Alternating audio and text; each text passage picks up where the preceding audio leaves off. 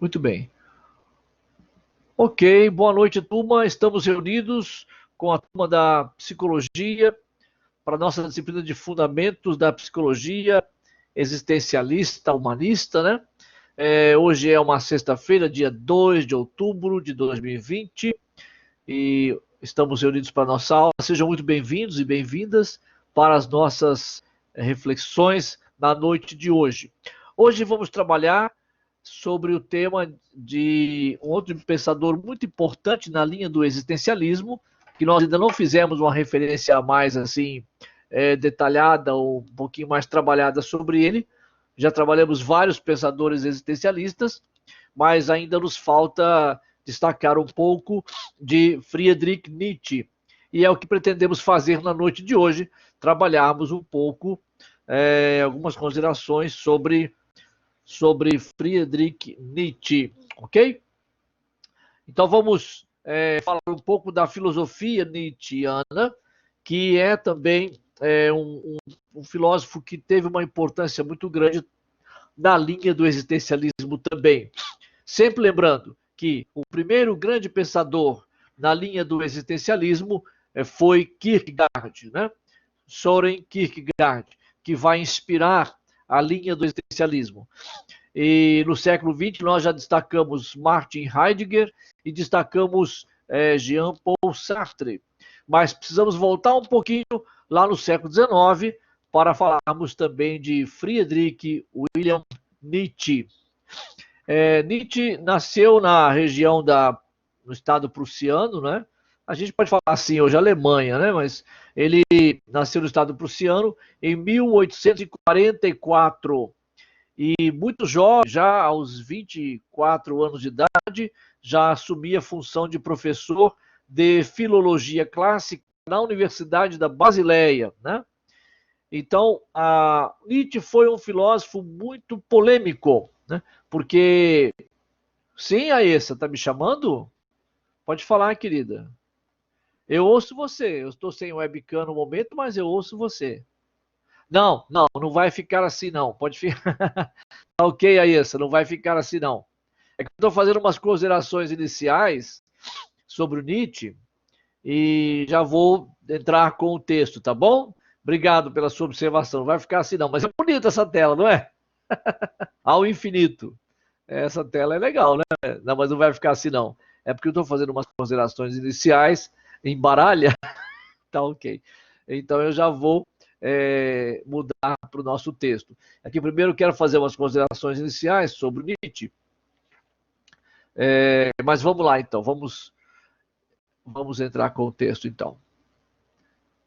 Então ele foi um pensador muito polêmico, né? Porque ele escreve, ele desenvolve uma filosofia muito crítica, né? Muito crítica. E a filosofia dele foi tão crítica que ele chegou a ter dificuldade de publicar algumas das suas obras, até que alguém concordasse, né, em ajudá-lo a publicar suas obras. Ele teve uma certa dificuldade num certo tempo. Depois ele conseguiu um apoio para publicar suas obras. Mas a filosofia de Nietzsche, ela também se coloca dentro desse grupo de pensadores que contribuíram muito para o existencialismo, tá ok? Então eu vou apresentar para vocês um texto que eu mesmo escrevi esse texto, ele é da minha autoria, em que eu faço um estudo sobre a filosofia nietzschiana e eu vou então compartilhar com vocês aqui, tá bom? Vou fazer alguns destaques e vou passando aqui o texto para vocês, tá bom? Vamos lá então. Nietzsche é uma mentalidade muito complexa, tinha grandes dotes artísticos e é um dos melhores escritores alemães modernos. O seu estilo, tanto em prosa como em poesia, é apaixonado, ardente e de grande beleza literária. O conhecimento e o interesse pela cultura grega cumpriram um grande papel em sua filosofia. Mas o tema central do seu pensamento é o homem, a vida humana, o ser humano. E todo ele está carregado de preocupação histórica e ética. Então vocês percebem aqui essa afirmação, né? Essa afirmação de que o tema central, né? O tema central de Nietzsche é a questão do ser humano, né? É o homem, é a vida humana. isso já nos ajuda a entender por que que ele é um filósofo que trouxe uma importante contribuição para o existencialismo. Então ele vai, de certa forma, na mesma linha de reflexão do Kierkegaard, no século XX, é o tema de Martin Heidegger, que é discutir o ser, Jean-Paul Sartre. Então são pensadores que querem discutir, acima de tudo, o ser humano, né? A pessoa humana, o ser humano, a existência humana. Então, por isso que eles se tornaram importantes influenciadores na linha do existencialismo. E, portanto, se tornaram influenciadores da psicologia existencialista do século XX. Tá ok? Marton observa que em Nietzsche, experimentalismo e perspectivismo se encontram estreitamente relacionados. Em vários de seus textos, Nietzsche convida o leitor à experimentação, por acreditar que o ser humano não deve se furtar a fazer experiências. Em suas obras, ele propõe que uma questão deve ser observada a partir de vários ângulos, né? Propõe que um tema seja tratado dialeticamente, a partir de diversos pontos de vista, refletir sobre determinado problema, adotando-se diferentes perspectivas, né? Então, veja, Nietzsche propõe na sua reflexão que o ser humano se lance, né? Se lance na direção de fazer novas experiências. Não deve perder a oportunidade de fazer novas experiências. E ele faz uma leitura da filosofia grega antiga. Então ele faz uma interpretação da Grécia Antiga que vai ter uma importância muito decisiva na sua filosofia, né? Ele diferencia dois princípios, o apolíneo e o nisíaco, que correspondem a dois deuses gregos da mitologia, né? Apolo e Dionísio.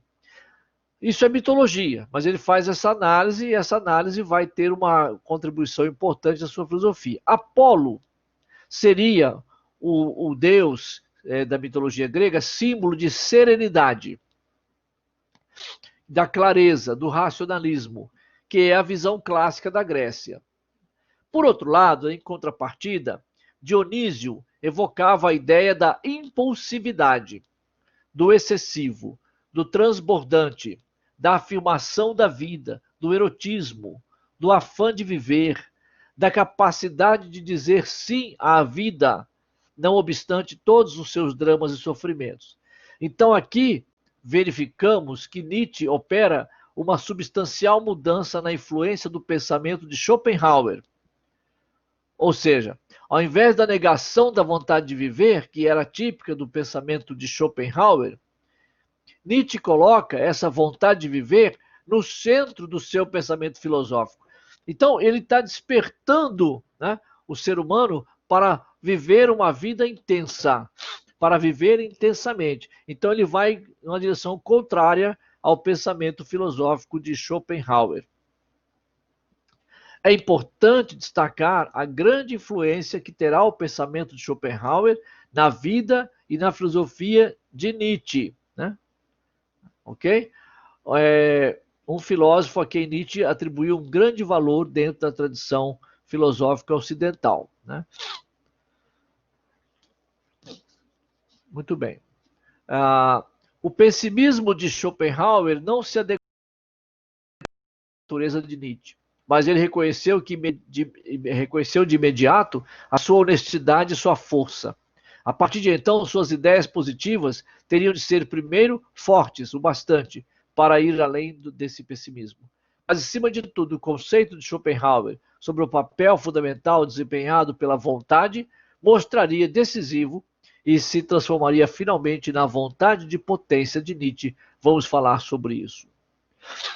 Esse raciocínio filosófico que acentua a afirmação suprema da vontade de viver contribui para a elaboração de uma importante categoria do pensamento nietzschiano, a ideia do super-homem. A ideia do super-homem.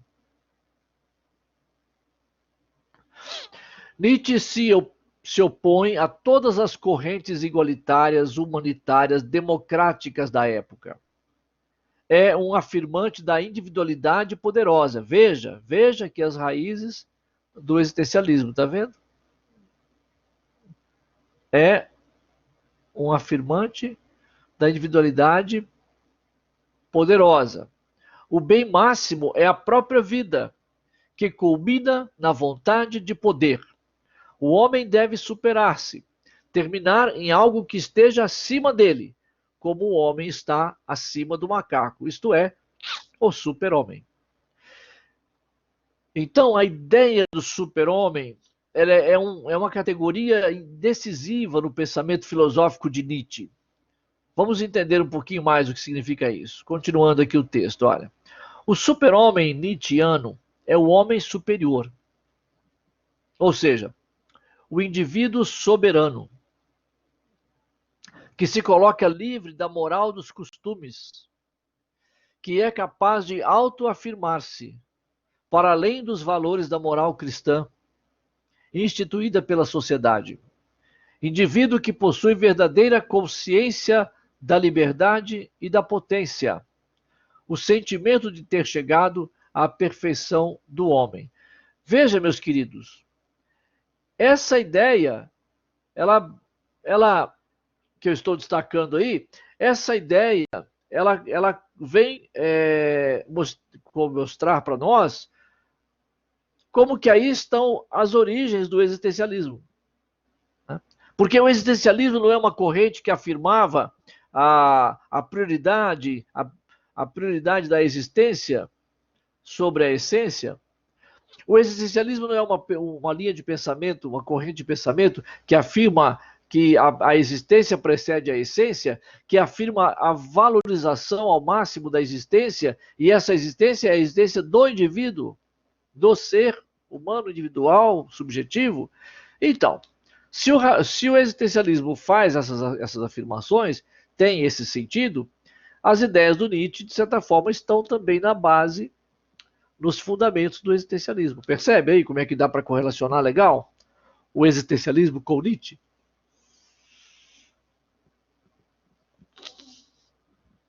Então, o que é a ideia do super-homem para Nietzsche? É o homem capaz de colocar-se acima, né, da moral dos costumes, acima dos valores morais, né, da moral cristã estabelecida pela sociedade. Claro, ele está fazendo aqui uma análise crítica da moral cristã do seu tempo, da Idade Média e também do seu tempo, que é o século XIX. Né? Então, o super-homem para Nietzsche é o indivíduo que tem plena consciência da sua liberdade e da sua potência. Ora, de certa forma, Heidegger vai falar isso, Jean-Paul Sartre vai falar isso, né? A questão da liberdade, né? Das possibilidades que o ser humano tem. Jean-Paul Sartre fala muito sobre isso, né? A existência se constrói a partir daquilo que nós fazemos dela, né? Essa é uma ideia sartreana que combina com Heidegger e que combina com Nietzsche, né? Então, assim o super-homem é o homem autêntico, capaz de criar seus próprios valores afirmativos da vida, que não se coloca condicionado pelos hábitos e valores sociais determinados por sua época e sociedade. Ok? Então, é um homem que está sempre se superando. Como ele diz numa das suas obras, o homem existe apenas para ser superado. Quer dizer, sempre construindo novos projetos, superando-se cada vez mais. Então, essa é a ideia do super-homem. Né? É um homem autêntico, capaz de criar seus próprios valores afirmativos da vida. Isso me lembra, de certa forma, um pouco a ideia do Heidegger, né? do ser humano autêntico, né?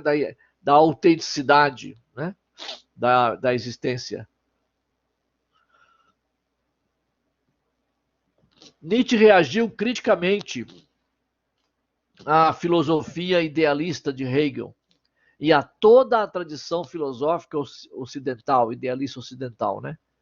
que teria resultado num historicismo de acanhado valor para a sociedade.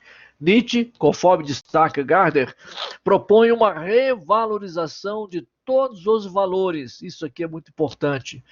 Nietzsche propõe uma revalorização ou uma reavaliação de todos os valores, especialmente os valores da moral cristã, que ele chamava de moral escrava. Então, esse é um outro ponto muito importante da filosofia de Nietzsche. Ele propõe uma transvaloração de valores. A gente usa também essa expressão, transvaloração de valores. Ou uma revalorização dos valores. Ele propõe isso. Ele ataca principalmente os valores da moral cristã. Então ele fala assim, Gardner faz a seguinte observação. Para Nietzsche, o cristianismo e a tradição filosófica tinham se afastado do mundo e se voltado para o céu ou para o mundo das ideias. Esses dois últimos, quer dizer, o céu e o mundo das ideias, né, teriam se transformado no verdadeiro mundo e, na verdade, não passam de aparência. Sede fiéis à terra, ele dizia, e não acreditais naqueles que vos falam de esperanças além deste mundo. Essa era uma ideia de Nietzsche, né?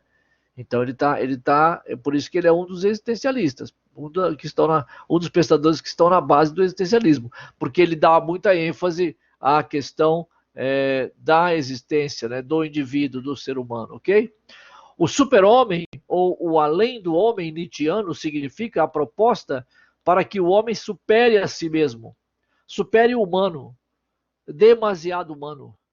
Significa uma superação dos valores preconizados, quer dizer, pregados, né, pela sociedade, especialmente da sociedade ocidental de tradição idealista e cristã. O que Nietzsche propõe é uma verdadeira transvaloração de valores, isto é, a superação de todos os valores que ele considerava medíocres. Nietzsche propõe que o homem deve ser superado, e juntamente com ele, suas morais, suas sociedades de valores decadentes de base metafísica.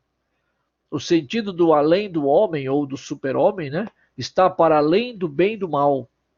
Não querendo dizer que o homem não se submete a nenhum valor, não é isso, mas propondo que o homem seja capaz de afirmar valores para uma vida que não busca sentido e refúgio no além, né, para além desta vida. Ok? O Ubermensch, esse além do homem, é, portanto, aquele que destrói velhas tábuas de moral e cria novos valores. Ele tem que transmutar todos os valores que até agora conceberam um tipo humano medíocre. Por isso ele opera com aquilo que Nietzsche chama de transvaloração de todos os valores medíocres, demasiado humanos, enquanto decadentes, para fazer mais que invertê-los. Trata-se de suprimi-los e de erigir novas tábuas de valores. Então, segundo Nietzsche, o homem deve ser capaz de suprimir os valores decadentes instituídos por uma sociedade de bases idealistas e metafísicas, e criar novos valores que concorram para o surgimento de novos tipos humanos, não mais aqueles fracos e vingativos que odeiam esse mundo e essa vida, que são ressentidos em relação aos mais fortes, mas ao contrário, tipos humanos que amem essa vida, sem a necessidade de recorrerem a uma vida após a morte, que são capazes de exercerem sua liberdade e de serem indivíduos autênticos ou viverem de modo autêntico. Então, o que é que Nietzsche está propondo aqui? Um novo ser humano, um novo homem, ou um super-homem, né, que possa suprimir os valores que ele considera que são decadentes de uma sociedade realista, metafísica, e que possa cooperar para o surgimento de um novo ser humano, um novo tipo de homem, né? Ok?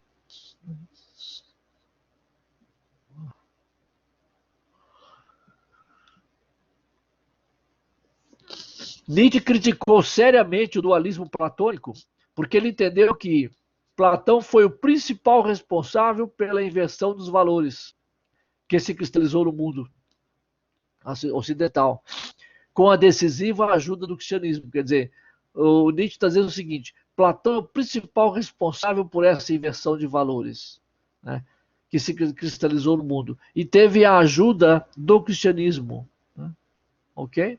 A partir da sua teoria das formas de Platão, ou da sua filosofia idealista, dualista, que afirmava a primazia de um mundo superior, o mundo das ideias, sobre o mundo em que vivemos, o mundo sensível. Então Nietzsche fala assim, Platão é o culpado disso. Foi ele que começou essa inversão de valores, quando começou a defender a tese de que o mundo das ideias era o mundo mais importante, né? O mundo superior das ideias, e não o mundo em que vivemos. Assim, Platão apontava para a existência de um outro mundo superior e perfeito. Segundo Nietzsche, isto levou à desvalorização da vida e do mundo em que vivemos, em sua dimensão terrena. Nietzsche chegou a afirmar que Platão foi um cristão antes mesmo do estabelecimento do cristianismo no mundo, né? Então ele é um sério crítico de Platão e do platonismo, ok?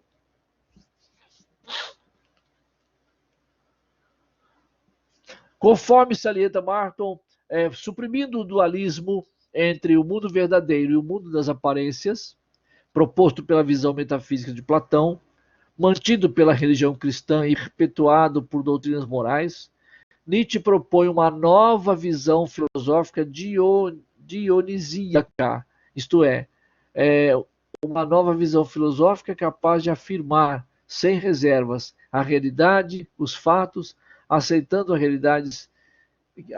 que a realidade se afirme através do homem. Então ele está propondo a superação total do dualismo platônico, né? Na visão filosófica dionisíaca, né, de Nietzsche, a relação homem-mundo deve mudar, ou seja, o homem e o mundo não mais se opõem, antes se acham em plena harmonia. Então, para Nietzsche, o homem tem que deixar de colocar-se como sujeito à frente, como sujeito frente à realidade, para tornar-se parte do mundo. Então, ele faz uma nova análise também do ser humano e a sua relação com o mundo. Alguns anos depois, Martin Heidegger vai fazer também essa relação, né? O Dasein, o conceito de que nós somos seres aí no mundo, né? Então, o Lutero, perdão, o Heidegger vai falar também da importância do ser aí no mundo, né? Desse homem que se constrói a partir do mundo, que só se constrói no mundo, né? Então o Heidegger vai falar isso, e o Jean Sartre também vai dar grande ênfase a isso, dizendo que a existência é a existência que se constrói a partir dos projetos de vida de cada indivíduo, né? Então, Nietzsche fala o seguinte: o homem tem que deixar de colocar-se como um sujeito que está à frente da realidade, para o mundo que virá, para o mundo espiritual, superior, não. Ele precisa tornar-se parte do mundo. Dessa forma, podemos perceber, né, nessa visão nietzschiana, elementos precursores da visão filosófica fenomenológica do século XX, que analisa a relação homem-mundo de forma dialética, intrínseca, em que o homem afeta o mundo e é por ele afetado. O homem, na visão fenomenológica de Russell e de Merleau-Ponty, é um ser no mundo. Ora, gente, essa ideia nós estamos trabalhando esses dias aí na aula, né? Essa ideia da visão fenomenológica, da visão existencialista, né? Então Nietzsche está contribuindo como um dos principais precursores da visão filosófica fenomenológica do século XX, né? Quando discute a questão do homem, a relação do homem-mundo de uma maneira dialética, né? Na visão de Russell e de Merleau-Ponty, o homem é um ser no mundo. Essa também é a discussão que vai ser travada e levantada por Martin Heidegger, né? O Dasein, volta a insistir na tese do Dasein. O homem é um ser aí no mundo.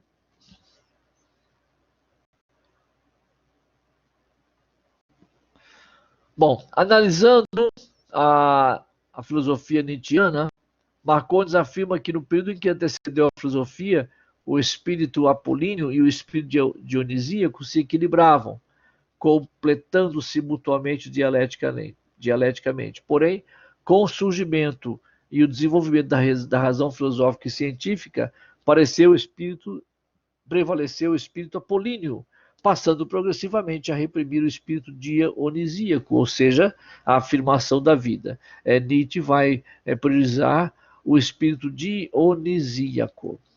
Ok? Bom, alguém quer fazer uma consideração, uma pergunta, um comentário? Estamos às ordens. Então essa é a ideia do super-homem. O homem capaz de se afirmar para além dos valores e dos costumes herdados, sobretudo da herança cristã, né?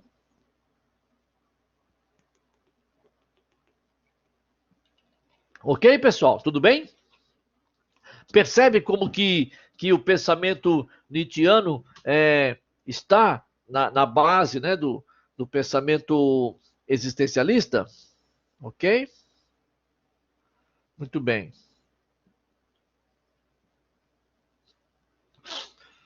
Parece que tem alguém querendo fazer alguma consideração aqui. Deixa eu verificar.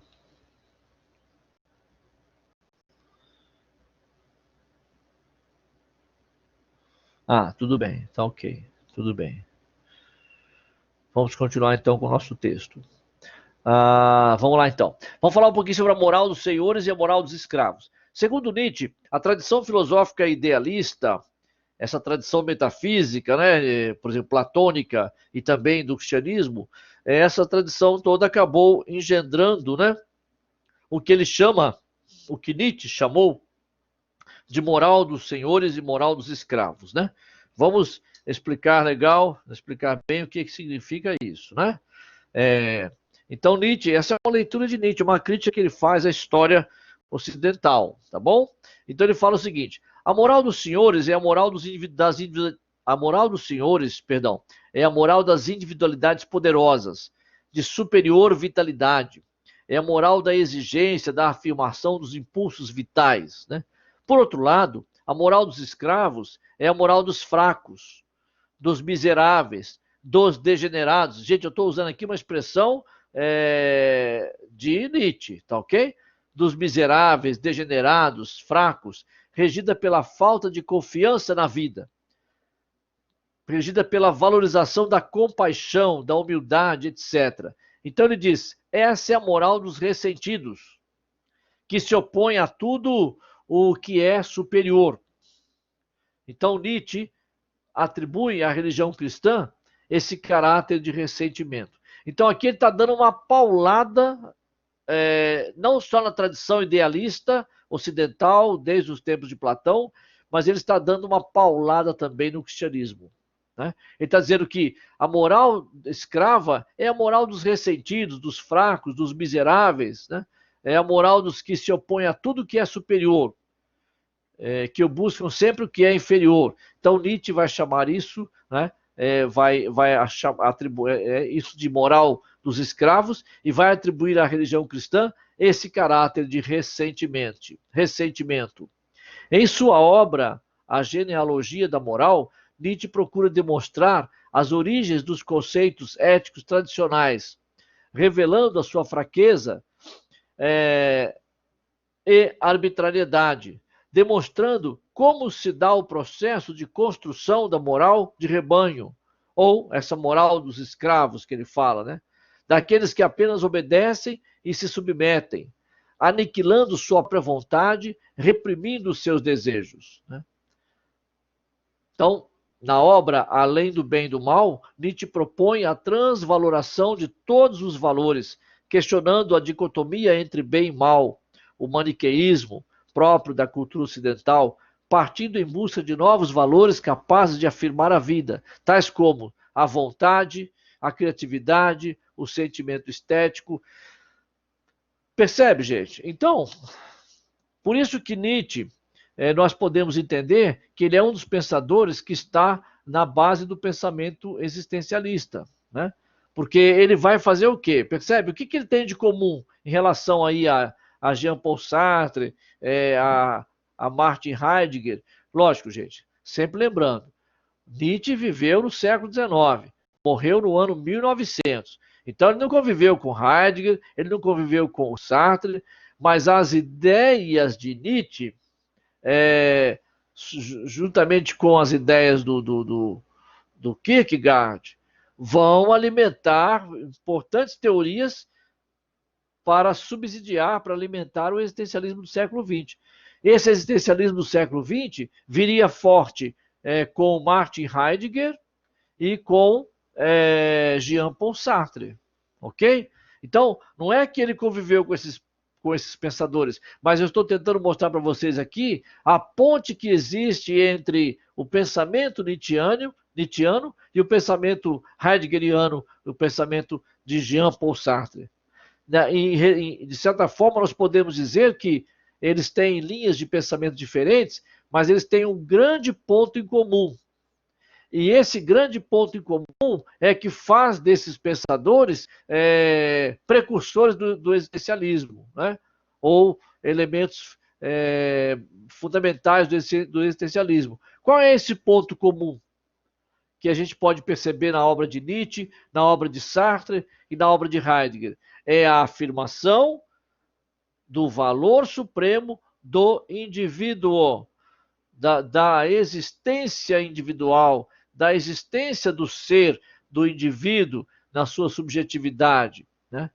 Porque é isso que o existencialismo destaca, a importância da existência. A existência, usando novamente aquela ideia do Sartre, né? A existência que precede a essência. Né?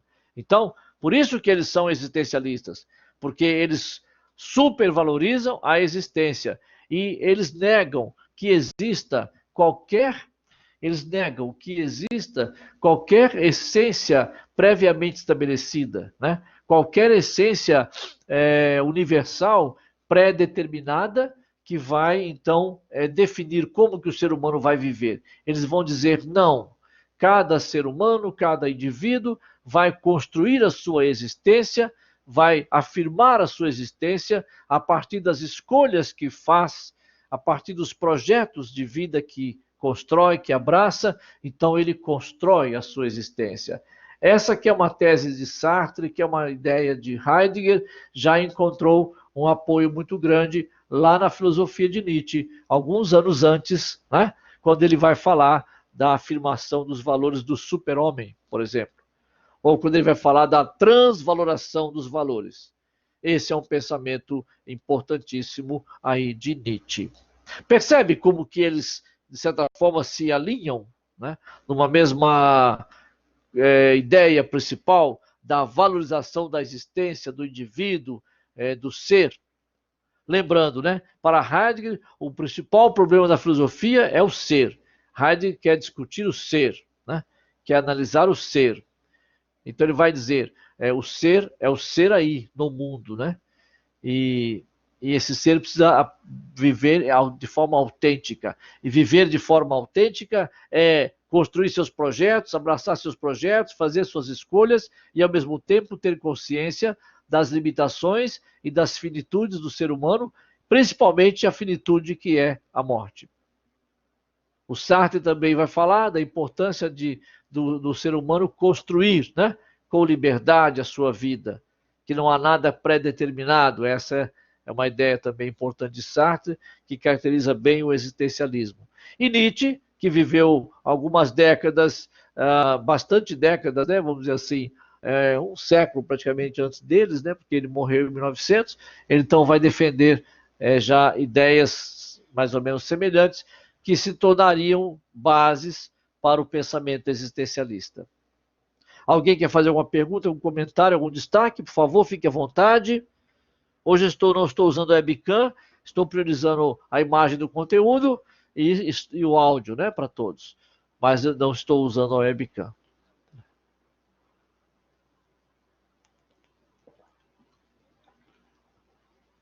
Bom, vamos falar um pouquinho sobre a visão de Nietzsche no campo também da educação, né? Vamos lá, então.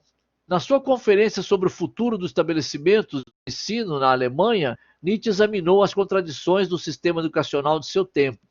É importante destacar, segundo depoimentos registrados em obras, né, sobre a biografia de Nietzsche, que ele foi um excelente professor e educador, né? Seriamente dedicado à tarefa acadêmica, à tarefa docente, atencioso para com seus alunos, compenetrado no seu trabalho, despertando o respeito e o fascínio dos seus estudantes, dado o brilhantismo do seu trabalho como educador, né? Conforme destaca o Dias, um dos nossos autores, segundo Nietzsche, o Estado e a classe dos comerciantes eram os primeiros grandes responsáveis pela depauperação da cultura. Ele dizia o seguinte: o Estado, né, e os comerciantes prejudicavam a maturação do indivíduo, que deveria ser o objetivo maior de toda cultura, exigindo uma formação rápida, a fim de terem ao seu dispor funcionários eficientes, estudantes dóceis, que pudessem aprender rapidamente e ganhar dinheiro. Além disso, exigiam dos jovens uma educação aprofundada, que lhes possibilitasse boa especialização para ganhar ainda mais dinheiro, né? Entretanto, segundo Nietzsche, além do Estado e da classe dos comerciantes serem responsáveis pelo processo de empobrecimento do ensino e seus reflexos negativos na cultura, a própria ciência também o era, né? Também fazia isso. Por quê? Porque com seus métodos preocupava-se apenas em formar homens teóricos, sugando as forças vivas da juventude. Na opinião de Nietzsche, haviam duas tendências da educação em vigor na sua época, as quais, não obstante aparentemente opostas, eram conjugadas em busca dos mesmos objetivos das três forças, a saber, o Estado, a classe dos comerciantes e a ciência. Eram as tendências da ampliação máxima da cultura e da redução da cultura. A tendência da ampliação máxima da cultura pretendia que todos tivessem igualmente o direito à cultura. A segunda tendência da redução da cultura pretendia que os indivíduos dedicassem suas vidas a defender os interesses do Estado e exigia que os seus servidores procurassem uma especialização e que fossem fiéis ao Estado. Acrescenta-se a essas tendências uma terceira, que Nietzsche chama de cultura jornalística, que era a confluência das duas anteriores. Segundo Nietzsche, abre aspas, a cultura ampliada, a cultura especializada e a cultura jornalística se completam para formar uma só e a mesma cultura. Nietzsche critica a cultura jornalística por julgar que ela vai aos poucos substituindo a verdadeira cultura, pois o jornalista é o mestre do instante, é o mestre do momento. Enquanto o jornalista vive do momento, do instante, né, as grandes obras originam-se do desejo de permanência, sobrepujando o tempo pela força da criação. Assim, enquanto o sistema pedagógico estiver atrelado à ampliação e à especialização, não se poderá falar em uma educação voltada para a cultura, pois aquelas duas tendências aliadas à cultura jornalística são contrárias aos desígnios da natureza, isto é, a criação do gênio. Para Nietzsche, enquanto os homens comuns e os eruditos se preocupavam com o esquadrinhamento do que é útil, e chama isso de cultura geral, o gênio está além das motivações interesseiras e interessadas, e tem uma visão de conjunto de conhecimento da vida. Na sua obra Para Além do Bem e do Mal, Nietzsche demonstra o seu ensino por uma Europa unida para enfrentar o nacionalismo alemão, que ameaçava subverter a cultura europeia.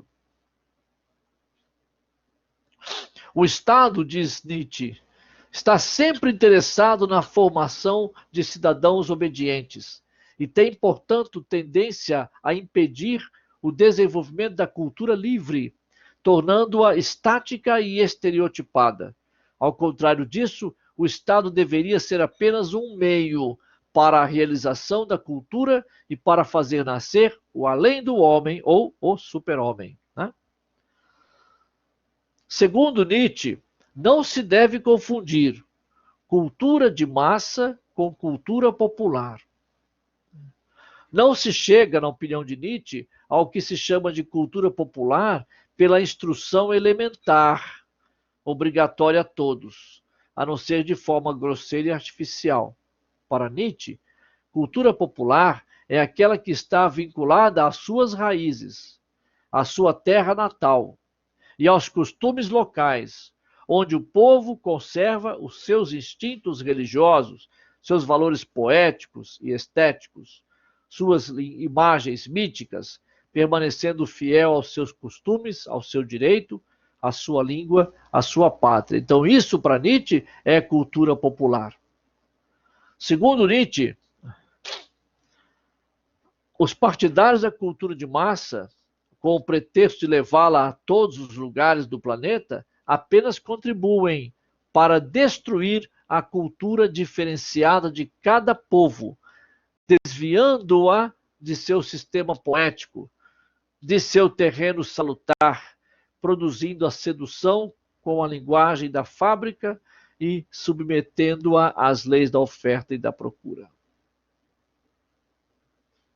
A crítica de Nietzsche à cultura de massa repousa sobretudo no fato de que ela reduz tudo ao menor denominador, ao ponto de excluir tudo o que é grande e de valor verdadeiro. É por recusar o nivelamento que Nietzsche acredita ser necessário manter determinado afastamento da classe dos letrados em relação aos iletrados. Abre aspas. A cultura vulgarizada, difundida em todos os lugares, fabrica um edifício de opiniões convencionais, no qual camadas inteiras da população se movem indolentes e com falso entusiasmo. Segundo Nietzsche, a proliferação cada vez maior de escolas e a multidão de professores despreparados enfraquecem a cultura, ao ponto de não ser possível estabelecer nenhuma hierarquia natural, nenhum privilégio e nenhum respeito ao gênio. Visando restaurar a cultura alemã, Nietzsche faz um exame das instituições de ensino responsáveis pelas diferentes etapas da formação dos jovens e adolescentes, a saber, o Gymnasium, a escola técnica e a universidade, denunciando o que as prejudica e indicando possíveis caminhos e soluções para os seus problemas. Ok? Um dos aspectos fundamentais para Nietzsche é o ensino de qualidade da língua pátria. Ele vê na aprendizagem conscienciosa da língua materna e da arte de escrever uma das tarefas essenciais da escola secundária. Lembrando, né, que ele foi professor de filologia, né? Então ele era muito ligado a essa questão da linguística, da filologia, ele era muito dedicado a esse campo de pesquisa, de estudos, né? Por isso que ele fala da importância do ensino de qualidade da língua pátria, né? Da língua materna, da língua pátria mesmo, né? A tarefa de uma escola de alta qualidade deve ser, por isso, adestrar linguisticamente o estudante. Adestrar linguisticamente, entre aspas, né? Fazê-lo começar a levar o estudo vernáculo, quer dizer, da língua mãe, né? Da língua materna, da língua pátria, a sério, pois o declínio da força vital da língua contribui para a degeneração da cultura. Segundo Nietzsche, o bom domínio do idioma é o primeiro requisito para uma verdadeira cultura. Segundo Nietzsche, a cultura começa quando o vivente é tratado como algo vivo. Para isso faz necessário que a linguagem seja vivida e não apenas falada. A linguagem é um organismo vivo, infinitamente complexo, mas ainda assim um organismo vivo. Ok?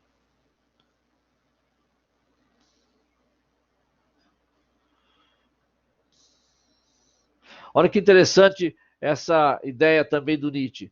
Antes de fazer desfilar aos olhos do estudante a galeria dos gregos, como se ele estivesse diante de um museu, o professor deveria ajudá-lo a aprender por si mesmo, a pensar por si mesmo, a estetizar por si mesmo, pois nem os professores secundários estão capacitados a ensinar cultura clássica, nem os alunos estão preparados para receber a massa de cultura histórica com que se pretende educá-los.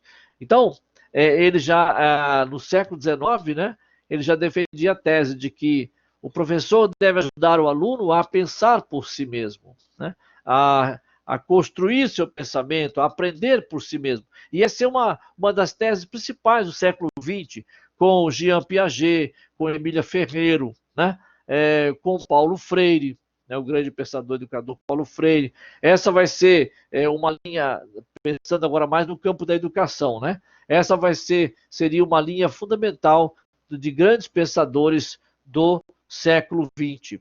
Celestin Freinet, né? Maria Montessori. Então, grandes nomes do campo da educação que também defenderam essa tese do aluno ser capaz de aprender por si mesmo, ser capaz de pensar, de construir, né? Então, veja, é o pensamento nietzschiano entrando no campo da educação e também ajudando a tornar a educação uma reflexão mais existencialista, né? Uma educação mais existencialista. Então, por todos esses fatores, esses pensadores, por todos esses fatores, esses pensadores, eles foram, deram uma grande contribuição para o existencialismo e, em nosso caso, especificamente, né, que é a parte que mais nos interessa, né, no campo da psicologia. Ok? Não, pessoal, falei demais, hein? Falei demais, falei com muito vigor, um volume muito grande aí de informações, né? Mas esse texto vai estar disponível para vocês poderem ler, tá bom? Para poderem ler e analisar direitinho sem problema, tá ok?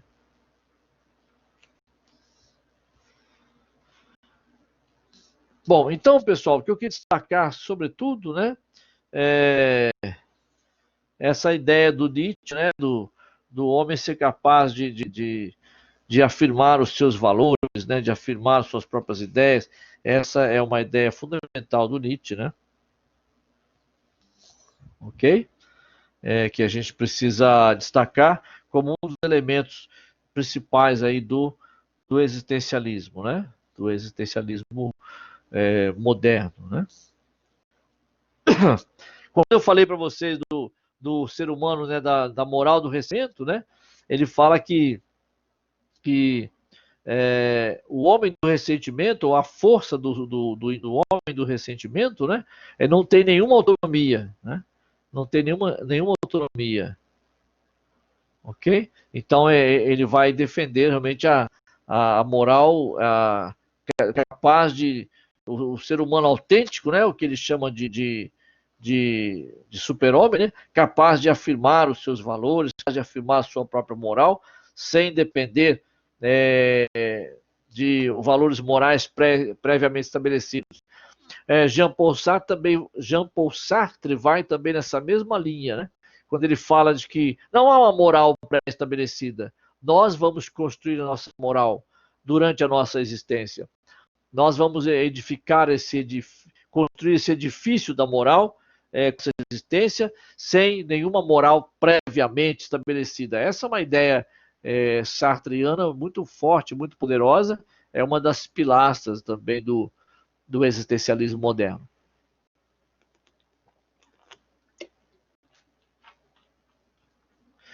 Então, pessoal, perdão.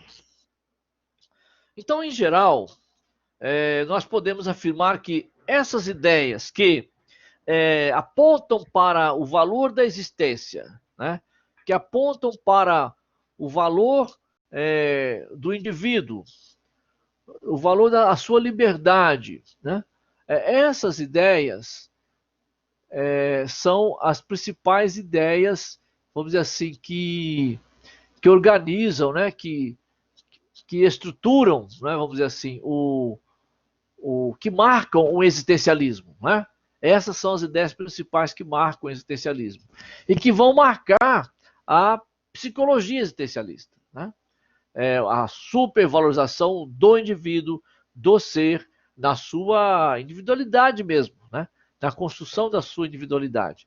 Essa é uma linha de pensamento comum a todos os pensadores que fundamentaram o existencialismo do século XX. E aí a gente encontra algumas variações, né? algumas variantes, né? Algumas nuances de um para outro. Mas essa é uma ideia central, principal, que permeia, né? Que perpassa todos os pensadores existencialistas.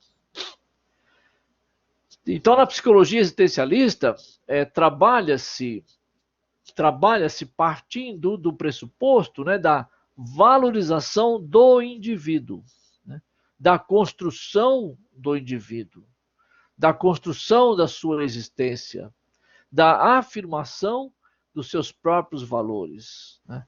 A psicologia existencialista, ela atua muito nessa direção, né, de valorizar, respeitar, estimular os valores do indivíduo, né, os valores da existência individual.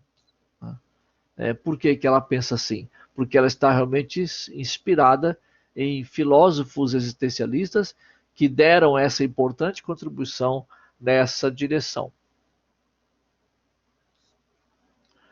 Acho que talvez hoje, acredito, né, vou falar uma coisa assim, eu acredito que hoje, talvez, muitos grupos considerados minoria no passado, hoje conseguem se expressar melhor e conseguem fazer valer seus valores, suas ideias, seus direitos, acho que por isso mesmo, porque a sociedade no século XX caminhou numa linha existencialista bastante forte, então acho que isso ajudou a permitir que grupos considerados minoritários no passado pudessem hoje afirmar e reafirmar suas ideias, os seus valores, e eles serem aceitos pela sociedade, ou quando não aceitos, pelo menos respeitados.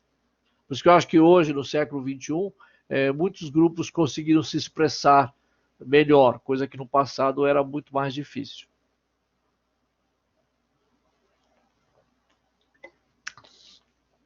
Tudo bem, pessoal? Beleza? Vocês estão cansados hoje? Eu estou cansadaço. Beleza, Thales Augusto, muito bem. Beleza. Alguém quer fazer algum comentário? Fala, Gibran, beleza? Alguém quer fazer um comentário, algum destaque, alguma pergunta?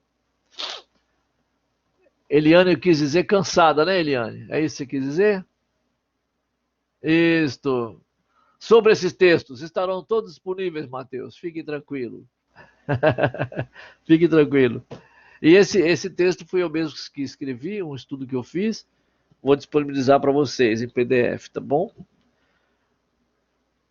Gente, vocês têm alguma questão a abordar? Algum destaque? Alguma pergunta? Realmente está muito calor. Muito calor. Muito bem. Ok, pessoal, eu tenho notado uma queda muito grande na presença das aulas, né? Mas vamos continuar batalhando. Eu peço a vocês que não desistam, não desanimem, vamos em frente, que vocês vão vencer esse semestre, nós vamos vencer juntos. Eu estou aqui para ajudá-los, ninguém vai complicar a vida de vocês, podem confiar em mim.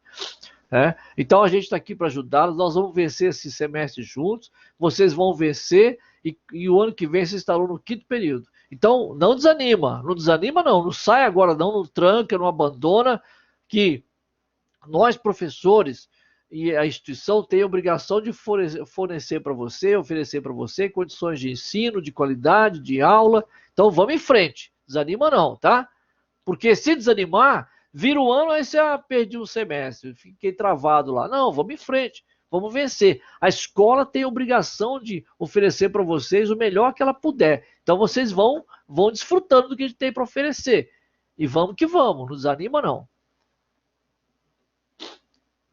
Ô, Matheus, fica tranquilo, querido, eu vou postar assim. sim, Inderiana, eu procuro incentivar mesmo, porque eu sei que é cansativo, eu sei que é difícil, eu sei que às vezes dá vontade de desistir, de parar, né? Eu já vi alguns alunos ficando pelo caminho. Nós precisamos ir em frente. É importante para vocês, né? E para todos nós, né? Vamos em frente. Então, Matheus, fica tranquilo, eu tô editando tudo direitinho. Eu vou colocar para vocês lá tudo direitinho. Sabe o que é, Matheus? Eu dou muita aula, eu escrevo muito, eu estudo muito, eu preparo muita coisa. Então eu vou lutando para ir colocando tudo lá em dia, tá bom, Matheus? O Gibran sabe da minha luta, ele sabe o que eu estou falando. Ele foi meu aluno na teologia, ele sabe do que eu estou falando. É muito trabalho, a carga é muito intensa, mas pode ficar tranquilo que vai estar tudo disponível lá para vocês, tá bom? Obrigado pela confiança, Matheus. Pessoal, podemos. Ah, as provas? Não, Gibran, as provas. Pera aí, Gibran, vamos devagar. Depois a gente fala sobre isso. Tá bom, Gibran. Vamos mais um minutinho só, Gibran. Muito bem. A tendência, gente, é eu fazer trabalhos avaliativos e fica quieto, Gibran. Eu gostei aqui da Eliana. Fica quieto, Gibran. Quem falou em prova, né? Mas a gente, nesse sistema de pandemia, eu tenho feito provas digitais, no estilo Google Forms. Então, tá? A gente trabalha assim. O dia, a hora só Deus sabe. Não, Gibran, fica tranquilo. Não vou fazer igual o Gilmar, não. Fica tranquilo. Lembra do Gilmar? Você lembrou dele agora, né? Fica tranquilo. Ô, gente, eu tô gravando tudo isso. Não precisava gravar isso tudo, não. Deixa eu tirar a gravação aqui. Só um minutinho.